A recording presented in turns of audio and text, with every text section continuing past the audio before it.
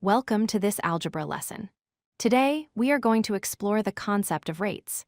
We will understand how they are different from standard ratios and look at how we use them in everyday life, like calculating speed or finding the best price at a grocery store. First, let's distinguish between a ratio and a rate.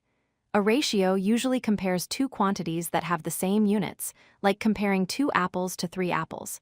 However, a rate is special because it compares two quantities that have different units. For example, driving 100 miles in 2 hours. Here, we are comparing distance in miles to time in hours. You encounter rates all the time. Speed is a rate that compares distance and time, often measured in miles per hour. Your heart rate is measured in beats per minute, and when you shop, the price is often a rate, measured in dollars per pound or dollars per item. A key concept in algebra is the unit rate. A unit rate is simply a rate where the denominator, or the second quantity, is exactly 1. The word per literally means for 1.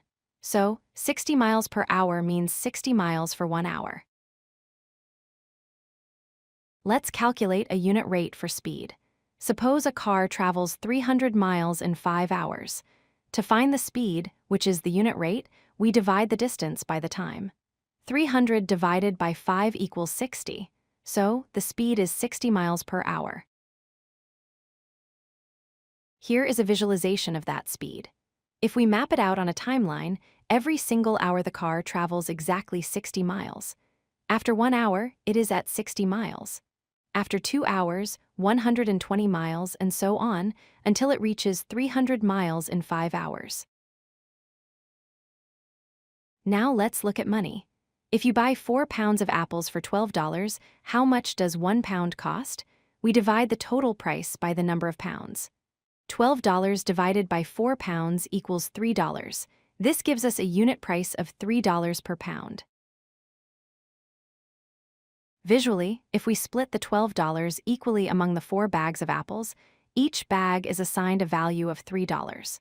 This helps us understand exactly what we are paying for each individual unit.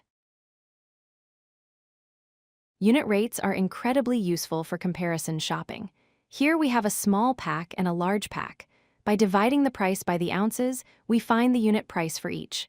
The small pack costs 20 cents per ounce, while the large pack is only 15 cents per ounce. The large pack is the better deal. To summarize, remember that a rate compares quantities with different units, like miles and hours.